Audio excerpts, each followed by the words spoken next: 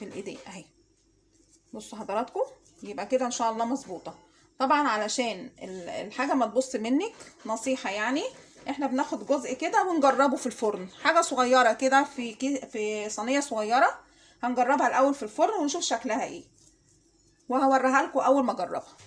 طبعا حضراتكم انا جربت جزء كده صغير، كام واحده كده في الفرن، والحمد لله طلعوا كويسين جدا. انا كده بقى هبتدي اعمل باقي الصينيه عادي بقى. انا كده اطمنت على المقادير واطمنت ان هو طلع جيد جدا وكويس قوي. هبتدي اعمل الصينيه كلها. ده حضراتكم كيس اهو، كيس حلواني، وحاطه فيه البلبله ديت. انا هملاه دلوقتي واوريكم الرسمه شكلها ايه.